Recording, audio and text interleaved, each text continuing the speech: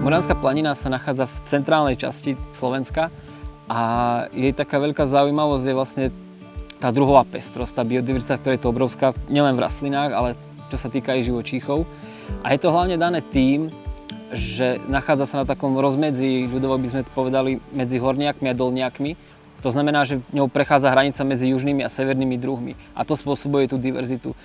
Mnoho južných druhov tu má svoj najsevernejší výskyt a zase naopak tie druhy, ktoré sú severské, chladnomilnejšie, tak tu nachádzajú svoj najjužnejší výskyt.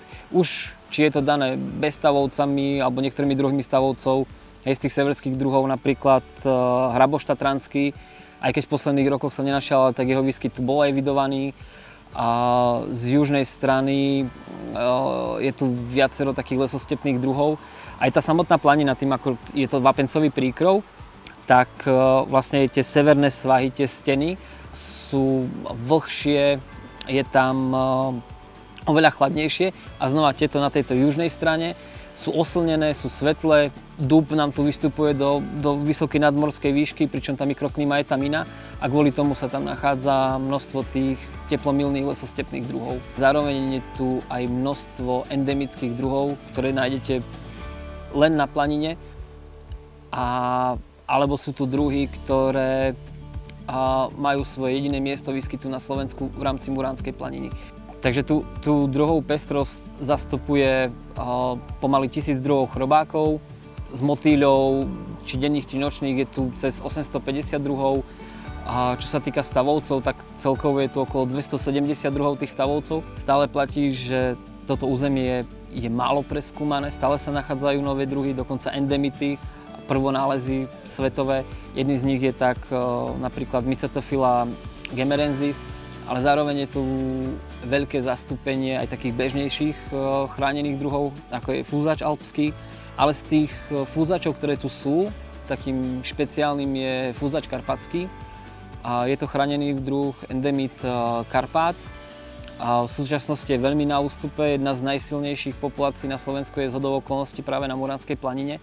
Je to fúzač, ktorý je viazaný na krík zemoles čierny, v ktorom sa vlastne vyvíjajú jeho larvy a tie po 3-4 rokoch sa menia na imágo, ktoré žije ani ne mesiac, pravidlo 102-3 týždne v najteplejších dňoch. To je naozaj taký špeciálny chrobák kvôli tým zarastom toho zemolezu čierneho, pretože kopukrát nestačí, že ten zemolez v tom poraste sa nachádza, musí tam byť aj určitá špeciálna mikroklíma.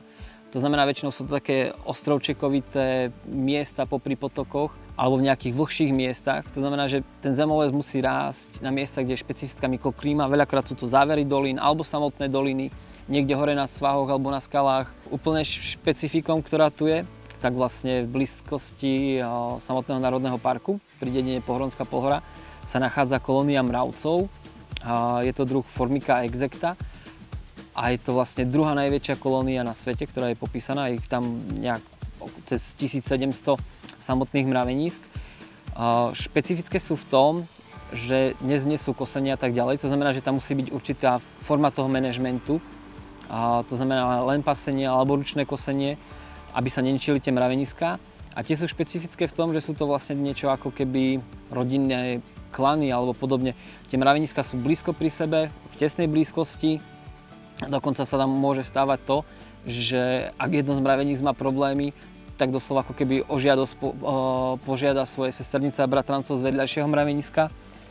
Takže to je naozaj taký, by som povedal, až svetový unikát tuto na Muránskej planine.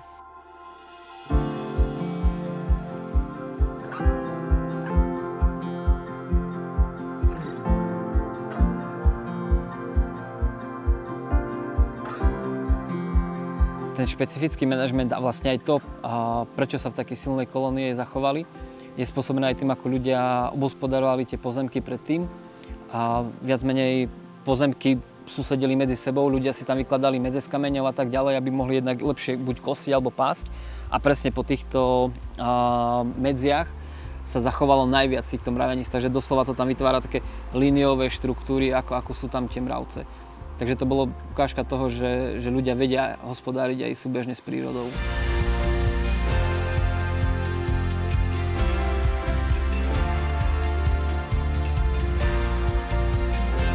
planina je vlastne z 2/3 tvorená vápencom, tak nenachádzajú sa veľké vodné toky, potoky a podobne. A veľa z tej vody vyvieria priamo v prameniskách, čo ale zase pomáha určitým druhom, ktoré sú úplne viazané na tie prameniska. Sice nie priamo tuto na planine, ale nižšie položených častiach ešte toho krazového územia sú niektoré druhy mekýšov, slimákov, ktoré žijú len vyslovene v jednom, dvoch prameniskách, nikde inde. Jeden taký spoločný pre Muránsku planinu a slovenský kráz je Sadlerianka panonská. A úplne maličký slimáčik, ktorý už 20 metrov pod prameňom už ho nenájdete.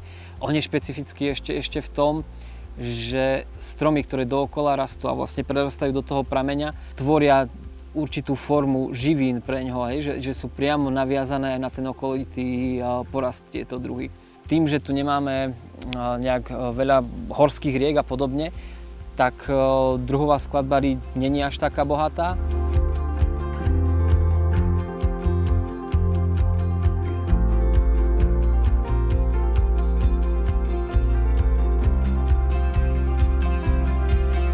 Minimálne z toho juhu sa nám tu vyskytuje mihula potiska. Na tej severnej strane, kde už je iné povodie, kde je povodie Hrona, tu dole sme v povodí Slanej, tak je mihuľa ukrajinská.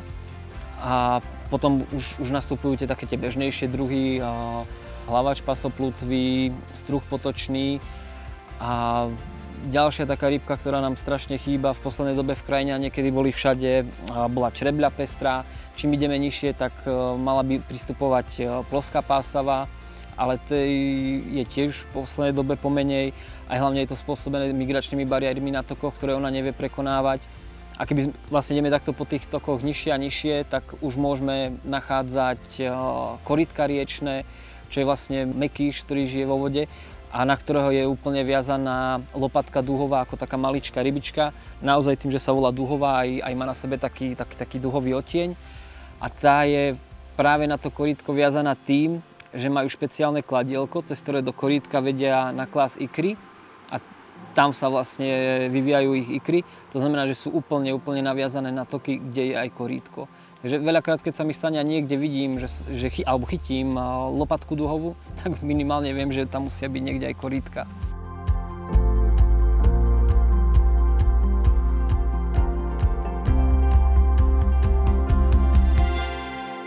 Z ďalších takých živočíkov viazaných na vodu, tak sú vlastne obojživelníky, tradične skokan hnedý a ropucha bradavičnatá, kumka žltobrucha. No a oveľa zaujímavejší je výskyt mlokov. Jednak mlok horský, vystupuje úplne do vyšších polôch, je schopný byť vo vode, ktorá má pomaly okolo 0 stupňov, aj tam sa vyvíjať. Také špecifikum celkovo pre Karpaty je mlok karpatský, ktorý je vlastne u nás endemit. A tuto sa dá nájsť na viacerých lokalitách. On už nie je taký špecialista na tie studené vody a nevadí mu ani teplá voda. A potom ešte z tých druhov mlokov sa tu dá nájsť mlok bodkovaný, to je taký bežnejší druh po celom Slovensku. A už keď ideme nižšie z tej planiny, tak dokonca môžete hneď priamo pod Muráňom nájsť aj mloka hrebenatého. A je to už trošku väčší mlok.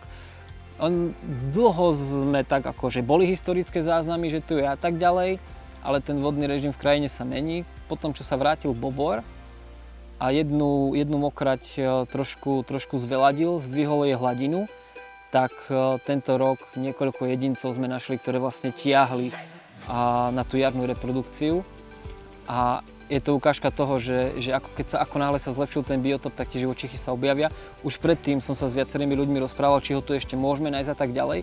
Oni mi povedali, že ten mlok hrebenatý je dlhoveký, že je 20 aj 30 rokov. A on pokiaľ nemá tie svoje vhodné podmienky, čo je v tomto prípade voda, hlboká meter a meter aj niečo minimálne, s určitým aj litorálnym pásmom, to znamená, že nejaká pličia voda s rastlinami, tak on sa rozmnožovať nebude, ale bude prežívať. A teraz toto je krásna ukážka toho, že ako náhle sa zlepší ten biotop, tak sa objaví aj ten mlok.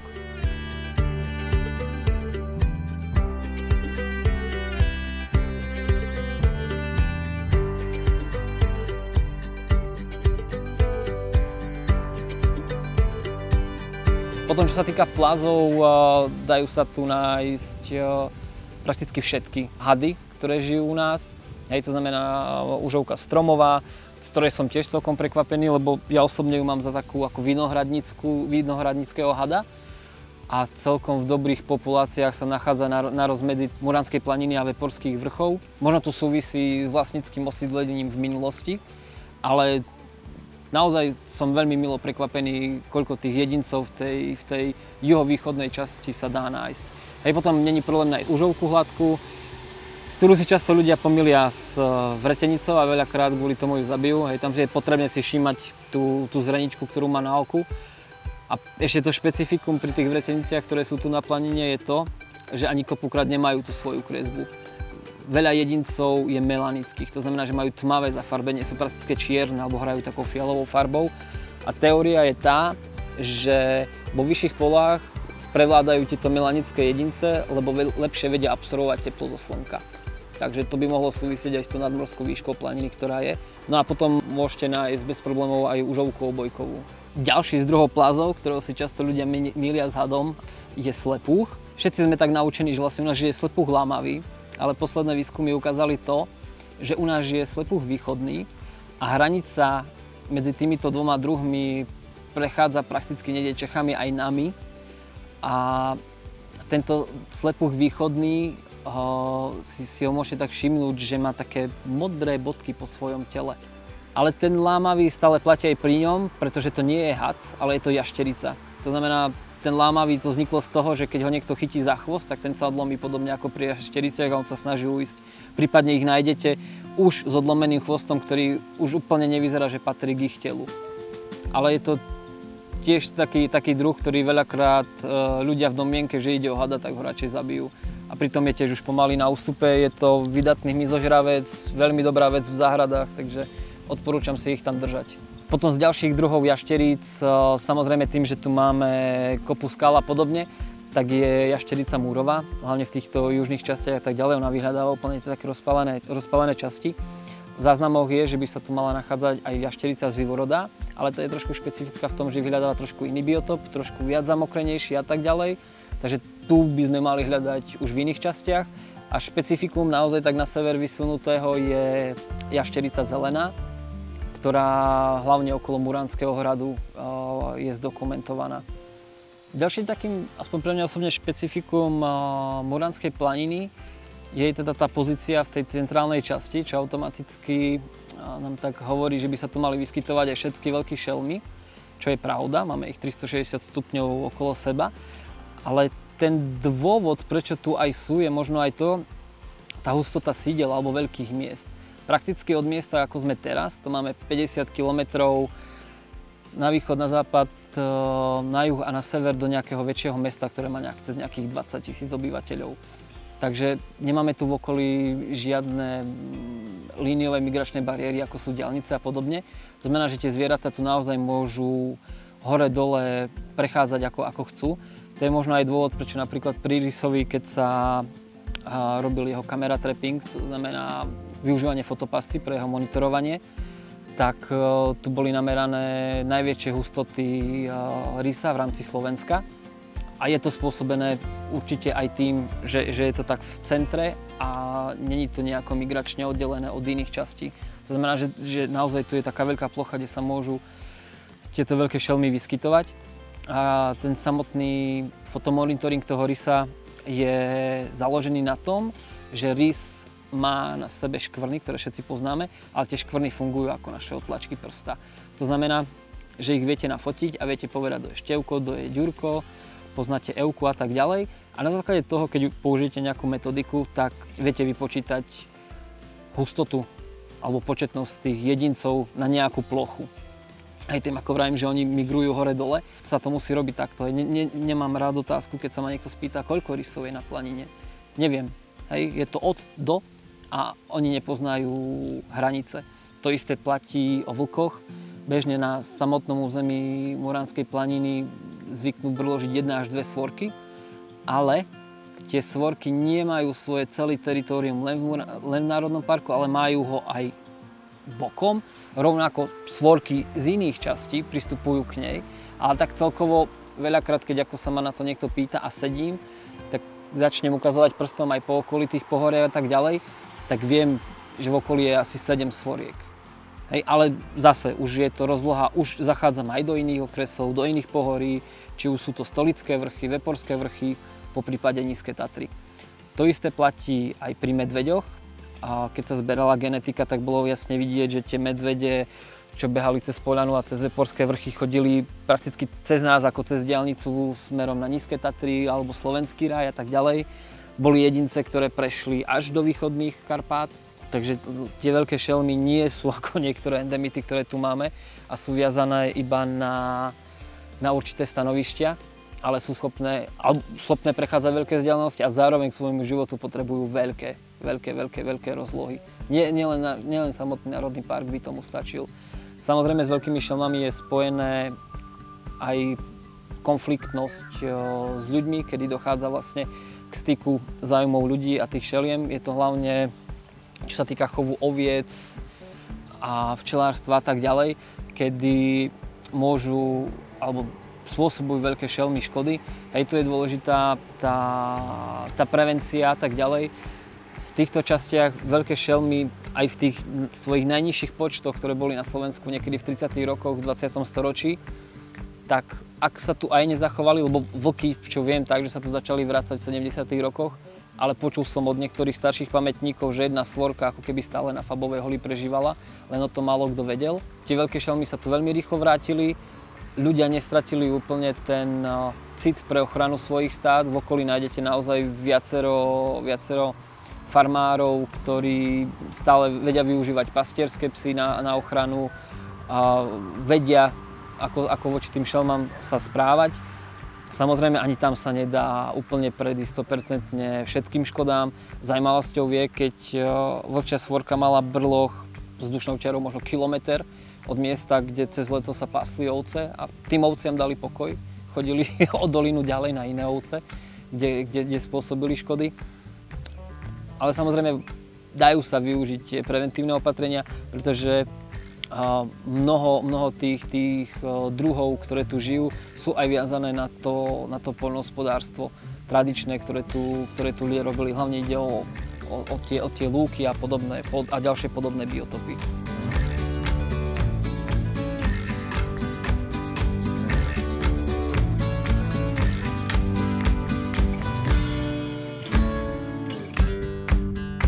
Muránska planina je spojená so sislom. Aj keď to nie je úplne typické zviera Muránskej planiny, ale v dnešnej dobe sa stalo symbolom Muránskej planiny, keďže tu máme jednu z najväčších kolónií sisla. Ale v minulosti tu sisle žili tu do 70. rokov, kedy vlastne poľnohospodárstvo veľmi silne ovplyvnilo to, čo nám v krajine žije. Prebiehali meliorácie, prebiehalo používanie umelých hnojív, prebiehala brutálna zmena krajiny, ktorá sa odzrkadlila vo faune. V tom období sisel z Muránskej planiny sa stratil. Dneska je tu znova ako člen tejto fauny od roku 2000, kedy sa tu vlastne prebehla rekonštrukcia fauny v tomto zmysle. Doniesol sa zase späť z miesta, kde ho človek nechcel. Vďaka tomu, že sa mu venovala pozornosť, že sa vytvorili podmienky, ktoré on potrebuje, a vďaka tomu, že už sa k tej prírode nechováme tak, ako sme sa chovali kedysi, sisel tu prežíva. Cieľom bolo obnoviť faunu aj vlastne prostredníctvom sisla. Sme chceli vplývať na druhové spektrum dravcov, ktoré tu tiež boli v minulosti zastúpené rôznymi druhmi. A ešte do roku 1997 tu hniezdil, vlastne dá sa povedať, jeden z posledných sokolov rárohov, ktorý hniezdil na skalách. Muránska planina je zaujímavá aj z toho hľadiska, že tu máme strašne veľa skál, či už skál na lúkach, alebo skál takých, ktoré sú aj nalezenie vysokých, veľkých skalných stien. A vlastne aj preto ten sokolí rároch tu mal jedno z posledné hniezdo skalné na Slovensku. A odišiel v takej dobe, kedy sa prinavrátil iný druh, ktorý nám tu chýbal, sokol sťahohavý. Oni v minulosti tu hniezdili obidva, pretože tu bola pestrá druhová ponuka potravy a obidvaja si z tej ponuky vybrali to, čo bolo pre nich typické. Sokol sťahohavý lovil vodné vtáky, väčšinou lovil cibíky, kalužiaky, sluky, vlastne také druhy, ktoré nám tu teraz chýbajú práve tiež kvôli tým zmenám v poľnohospodárstve, pretože údolia riek pod Moranskou planinou sú poľnohospodársky veľmi zmenené a tieto druhy nám tam už nie sú. Zastavia sa počas ťahu alebo vôbec. Takže ten sokol sťahovavý musel začať loviť niečo iné a ten sokol rároch v minulosti lovil tie sisle. No a vlastne nestretali sa pri love, stretali sa tak akurát, keď si vyberali skaly na hniezdenie, takže mohli vedľa seba hniezdiť. V dobe, keď sa sokol sťahovavý vrátil, sokol rároch lovil vtáky, keďže tu sisla nemal. A indície boli také, že keď sa nám podarí vrátiť ten druh, ktorý je pre neho kľúčový, vráti sa nám aj sokol rároch. To sa zatiaľ nestalo, ale určite sa to stane, ja som pevne presvedčený. Ale stali sa neskutočné zmeny v prírode.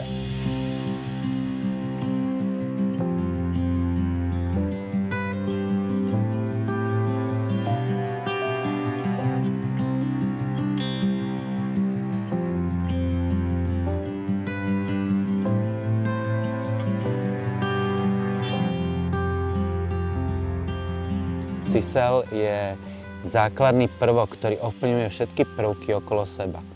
Tým, že na jar vlastne loví iné druhy cicavcov, hlavne hraboše polné, ryšavky, hrdziaky, proste drobné hlodavce, tie samice v období laktácie potrebujú veľmi rýchlo stráviteľné bielkoviny, kde vlastne kvôli tvorbe mlieka sa zamerávajú na takýto typ potravy a zároveň aj na hmyz, vlastne bielkoviny. Až potom neskôršie v letnom období prechádzajú na semienka a na vyhľadávanie tukov, aby si zase urobili zimné zásoby. Prvá zmena bola taká, že tie sisle vytlačili to, čo bolo na tých lúkach, tie hraboše, okupovali to, zmenili celý ten systém tej lúky, prekopali to, urobili tam veľké systémy, bolo tam kopec hliny, ktorá bola na povrchu. Tá sa stala zase miestom, kde sa uchytili také rastliny, ktoré sú zase dôležité pre iné druhy živočíchov, pre motýle, pre čmeliaky. Podzemné priestory sislov sú tiež veľmi dôležité pre čmeliaky, ale aj pre iné stavovce, napríklad ropuchy to veľmi radi využívajú, jašterice to radi využívajú. Takže príchodom jedného živočícha sa zrazu všetko začalo meniť. Je to sisal pasienkový, čiže muselo sa aj pásť. Na niektorých miestach tá pástva sa nerealizovala, bola nahradzaná nevhodnými spôsobmi, mulčovaním alebo žiadnym hospodárením. Takže keď sa pasie zase, tá pastevná infraštruktúra vytvára podmienky pre živočichy.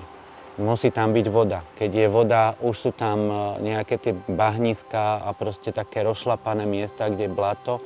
Tam sa chodia napiť motýle, chodia sa tam napiť rôzne druhy hmyzu, vlánokrydlovce, samotárske včely a takéto veci.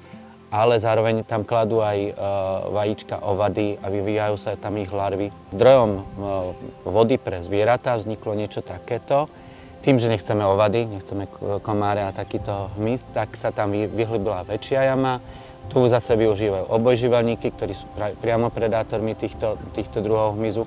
Ale už keď to bola väčšia jama, sa tam dali aj ryby, ktoré sú vhodné do týchto podmienok. A všetko sa začalo meniť. Za rybami prišli rybáriky, volavky, za žabami prišla užovka obyčajná. Tým, že sa vytvorili podzemné priestory, ktoré vytvorili lepšie podmienky pre plázy, tak prišlo viacej jašteríc. Za nimi prišla užovka hladká, ktorá je zase a priori na plázy. A tým, že sa vytvorili podmienky pre reprodukciu rýb, prišla užovka frkaná, takže všetko sa začalo prepájať. Keď sa sisle dostali do pozície, že už vytvorili kolóniu, ktorá je životaschopná. Životaschopná je na 1000 jedincov. Tam už tá genetika sa nepokazí. Môžu prísť aj náhle kritické roky, napríklad môže prísť nejaká prieť, že sa ich veľa utopí, ale stále ostane takéto jadro, ktoré z genetického hľadiska tú populáciu udržiava. Ale zároveň, keď ich je 1000, tak sú veľkým magnetom pre tých predátorov, čo sme chceli. A tým, že vlastne sa na nich naviazali predátori od štvornohých, od cicavcov cez vtáky, dokonca aj sova dlhochvosta, vytvoril sa taký systém, že vlastne zvieratá, ktoré boli predtým vzácne, málo početné v okolí, dostali druhú šancu. Dostali šancu dostať sa z toho minima do situácie, že tiež odolávajú a proste dokážu prežiť. Tak sa nám tu objavila jašterica zelená, ktorú tu 70 rokov nikto nevidel, hoci ju tu hľadal. Ona tu žila, bolo jej málo a tie dravce ju dokázali udržiavať v takej populácii, že sme ju nevedeli nájsť. Museli by sme asi enormne veľa energie minúť na to, aby sme ju našli. Asi by sme ju našli, keby sme veľmi chceli, ale pri tých pokusoch, ktoré sme spravili, sme ju nenašli. Ale keď už bolo Sislov cez 1000, teraz ju už nehľadáme, teraz ju už vidíme. Takže je to jeden z príkladov, ako vplýva tá fauna, aký je to zložitý systém a čo sa môže stať, keď z toho zložitého systému niečo nám vypadne. Takisto sa nám naučili po 15 rokoch, čo tu sisle boli, sa naučili na ne ich loviť krkavce, ktoré predtým v pohode tu preletovali a brali si skôr potravu, ktorá bola predkladaná tým hospodárskym zvieratám. Zrazu prišli na to, že vieme to chytiť a vieme, aký je krkavec fakt veľmi inteligentný vták, ako dokáže proste zmariť napríklad aj hniezdenie orla skalného, alebo vybrať hniezdo hlucháňovi alebo jariabkovi. Takže jak sa vytvoril takýto zdroj potravy, kde tým krkavcom je to fakt veľmi jednoduché si zobrať tú potravu, tak na toto ostatné sa vykašľú. A vlastne tým svojím spôsobom, tým vzácnym a tiež ubúdajúcim druhom sa vytvorí systém, kedy sa ten pokles môže zastaviť, po prípade sa to môže celé zvrtnúť a môžu tiež začať pribúdať. Takže pri tom Sislovi každý rok sledujeme proste nejakú takúto proste zmenu, ktorá sa týka iných druhov. Už nie sisla, my už nesledujeme sisla, sledujeme iné druhy. A v rámci toho, že teda sa pasie, intenzívne sa pasie, sú tu zvieratá po celý rok, tak vidíme aj také veci, ktoré sú dôležité z hľadiska tej krajiny. Jaký to má vplyv na predátorov, jak sa tu chovajú tie predátory, ako sa brániť proti tým predátorom. Tým, že vlastne využívame na pastu somáriky, tak sme zistili to, čo sme doteraz nevedeli, že skoro v celom svete sa používajú somáriky na stráženie stáda. U nás nie, na Slovensku nie, lebo s tým skúsenosti neboli. Ale my už skúsenosti máme a máme ich už od roku 2011 a vieme, že teda ako somár dokáže ochrániť stádo pred medveďom, pred vlkom.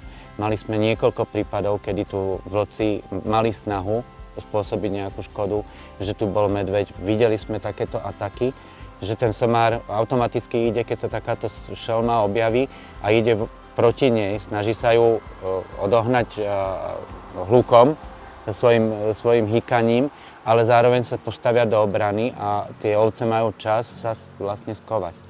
Takže aj to môže byť veľmi prospešné pre iné lokality, pretože Muránska planina je známa tým, že sú tu všetky druhy predátorov, ktoré máme. Ďalej sme zistili, že ten sisal môže byť kľúčový pre niektoré druhy živočíchov, ktoré sme v rámci Muránskej planiny neveľmi poznali. Máme tu veľmi silnú populáciu mačky divej. A tá populácia sa prejavila až v dobe, keď sa tu objavili teda tie sisle. Ona sa predtým skryto chovala, bola vlastne v lesoch, ale takýto lákavý zdroj potravy ju vlastne vyťahol na tie lúky. A dneska sú tu ľudia, ktorí chodia a tak ako niekto sa venuje rysom, že rozpoznáva rysy podľa toho, ako sú zafarbené, tak sú tu už fotografi, ktorí fotia divé mačky a snažia sa zistiť, koľko ich je tu, aký akčný rádius majú.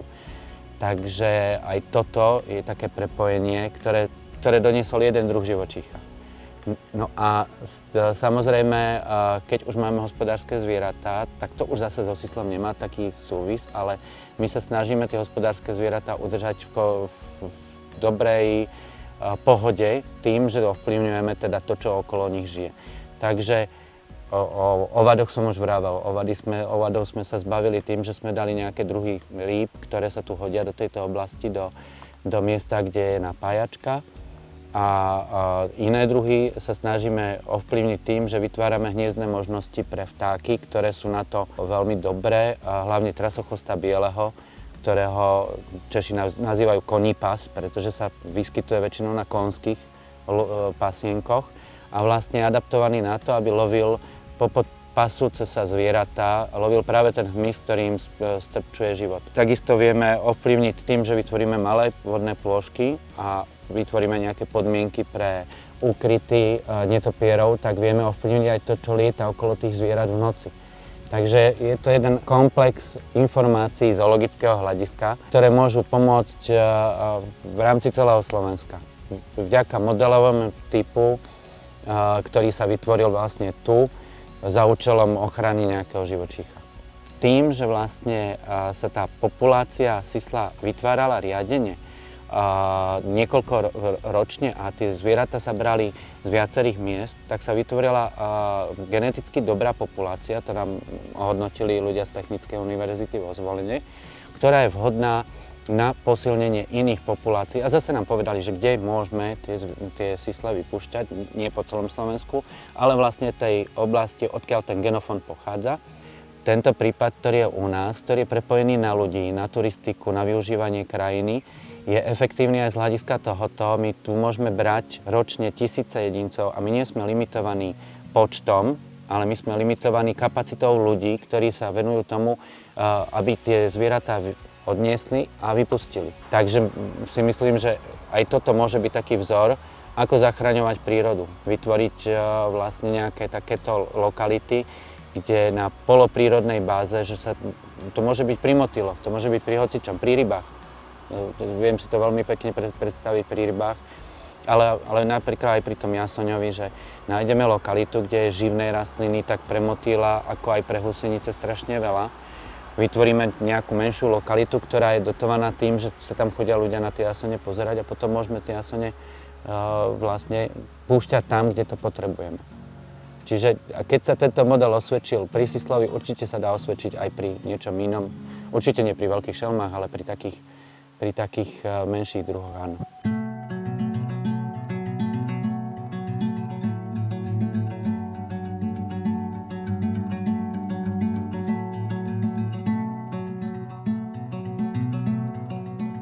Vypustením sisla na bielých vodách sme sa dostali aj do takej situácie, že sme začali vnímať krajinu ináč ako dovtedy. Kým sme chodili ako zoológovia, ktorí skúmali to, čo v tej krajine je, nemali sme taký prehľad o tom, čo tá krajina vlastne poskytuje.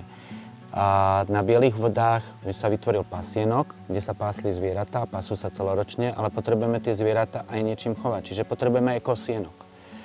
A zároveň sa začali obnovovať pastvy na miestach, ktoré nám v minulosti zarastali.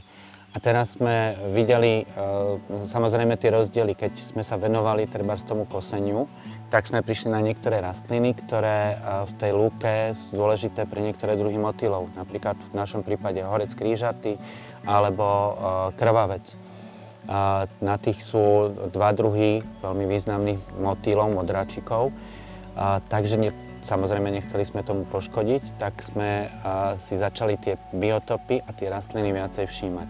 Došli sme do štádia, že zase sledovať len jeden druh je takisto zlé, ako nerobiť nič. Môžeme práve takéto druhy ovplyvniť a vytlačiť z tej krajiny v prospech jedného druhu. Takže to spolužitie nás, sislov, pasienku, prinieslo aj také pohľady na tú krajinu, kde už teraz vidíme, že na kosených lukách tu máme taký istý zázrak ako na tých pasených a musíme si to udržať.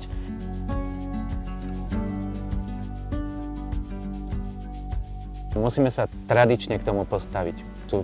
Tradične tá krajina sa stovky rokov využívala a tie druhy tu prežili.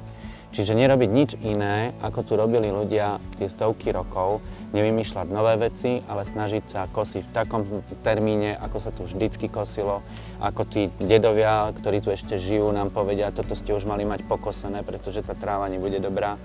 A zachovať pestrosť tej krajiny, že nepozerať sa na krajinu, že tuto mám možnosť vytvoriť 50 hektárový pasienok, tak tu bude len pasienok. To tu nikdy nebolo. Vždycky tu bolo nejaké políčko, nejaká kosená časť, nejaká pasená časť. A tiež to pasenie, aj v tom už vidíme rozdiel. Je rozdiel, keď sa pasie kravou, je rozdiel, keď sa pasie somárom, je rozdiel, keď sa pasie kozou alebo ovcov. Čiže najlepšie pasenie, ktoré tu bolo všade, aj tuto vedľa na Kráľovej holi, kde sme mali všetky druhy toho dobytka. Každý druh dobytka ináč ovplyvňuje tú krajinu a využíva inú časť tej krajiny. Takže keď si zoberieme z toho nejaké ponaučenie, tak je vlastne to, že tá práca ochranárov je tiež veľmi dôležitá práca poľnohospodára, aby bol v kontakte s tými farmármi, aby zabezpečil túto pestrosť, aby ich upozornil, čo také veľmi vzácne alebo zaujímavé na tých svojich pozemkoch majú.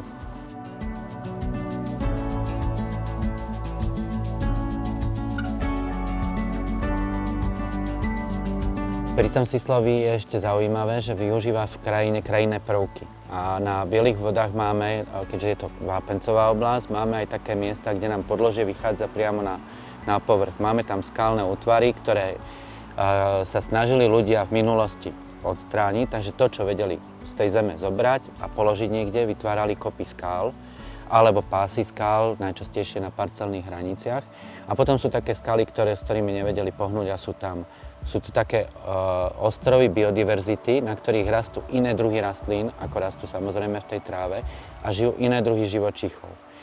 A je tu šanca, že obnovou pastvy na Bielých vodách, na celej tej ploche a odkrytí takýchto prvkov, pretože oni prirodzene v minulosti zarástli, keď sa tu menej hospodárilo, to boli prvé miesta, ktoré zarástli, tak sa nám tu zvýši biodiverzita aj o také druhy, ktoré sa stlačili vlastne tým zanedbaním toho hospodárenia do tých skál, ktoré sú nad Bielými vodami. A jedným z takých druhov je aj jasen červenooký, pretože práve na tých miestach, ako sú tie skalné kopy alebo tie vyčnievajúce skaly, rastú rastliny, ktoré sú živné pre husenicu toho motýla. Rozchodníky, skalné rúže a v tom pasienku sú zase tie rastliny, ktoré sú pre neho dôležité ako klinček kartuziánsky, proste rôzne druhy astier. Ten celý systém sa môže obnoviť a tie druhy, ktoré teraz našli to refugium alebo to útočisko niekde hore na kopci, a napríklad aj na Muránskom hrade, tak už len pomocou vetra sa môžu sfúknuť a môžu znova fungovať v obnovenej krajine dole.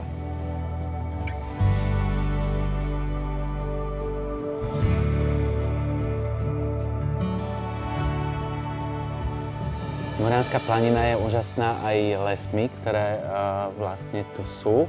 A také najzaujímavejšie sú samozrejme tie lesy, tie najstrmších častí, vlastne tých strmých svahov tej vápencovej dosky. A z južnej strany sú tu strašne zaujímavé lesy s veľkým zastúpením lipy. A tieto lesy poskytujú aj veľmi dobré podmienky pre viaceré druhy sov, ďatlov. Vlastne máme tu pomerne veľa soví dlhochvostej. Toto územie je vyhlásené ako vtáčie územie pre sovu pôtika kapcavého. Je tu veľa kuvička vrabčieho. Sova obyčajná je tu úplne bežná. Jediné, čo nám tak chýba, respektíve máme veľmi málo údajov, ako nechýba celkom, je tu málo výskytových údajov okolo k vírovi skalnému. Zase na druhú stranu je zaujímavé, že tu máme výskyt vírika lesného, čo je zase také tiež pomerne dosť severne položené hniezdisko tohoto druhu. Takže Muránska planina je z tohto hľadiska tiež unikátna, pretože v tých ochranných lesoch sa málo zasahovalo, proste tie hniezdne hustoty týchto druhov sú pomerne vysoké. A s tým je spojené ešte aj výskyt iných dutinových druhov. Máme tu veľmi veľa muchárika bielokrkého, muchárika malého. Zaujímavé sú, do severnej strany je častý výskyt ďubníka trojprstého.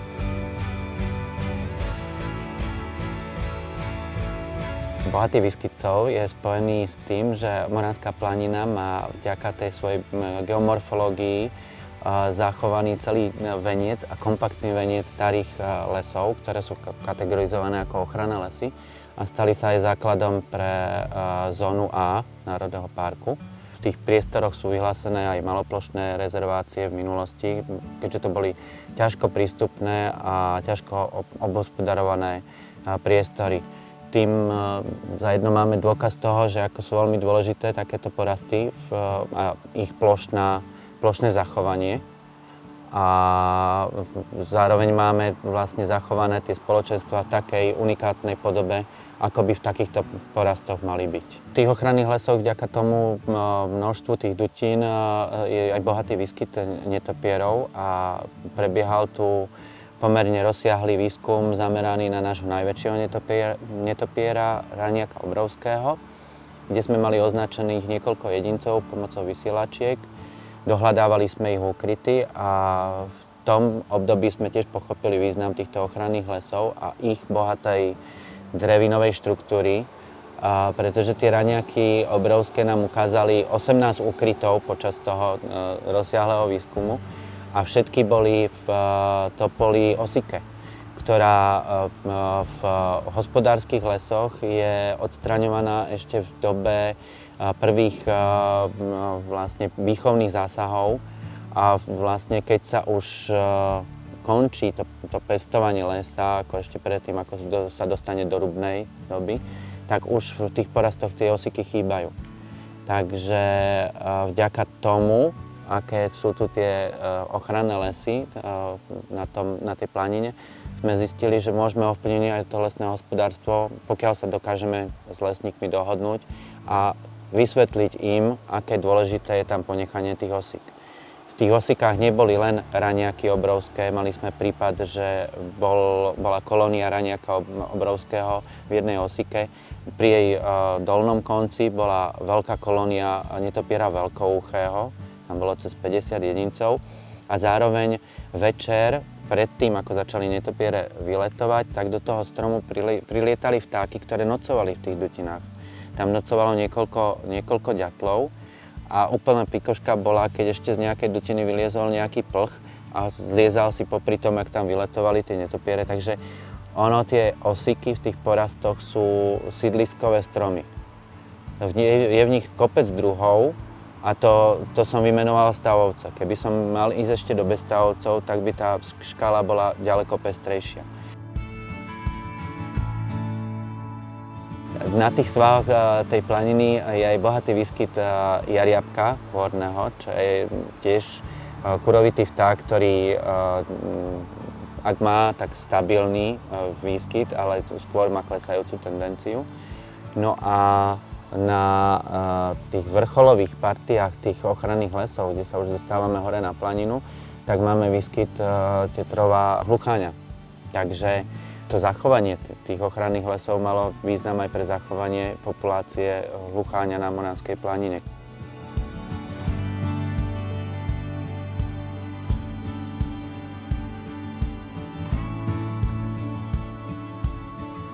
Moránska planina je zaujímavá aj z toho hľadiska, že teda máme tu miesta, kde človek nemohol, aj keby chcel, nejako veľmi výrazne ovplyvniť tú krajinu. Máme tu totálnu divočinu, ktorá si žije svojím životom. A hneď pod ňou máme miesta, ktoré dlhodobo človek využíval a rôznymi spôsobmi. A je šanca tomu pomôcť, aby sa to využívalo tak, ako sa to využívalo v minulosti. Aby sa predišlo tomu, že sa tu použijú veci, ktoré v tej krajine nerobia dobre. Mulčovanie, frezovanie, umelé hnojivá, pesticídy. Proste podporiť tú činnosť človeka v súlade s prírodou a potom to tu bude raj na zemi.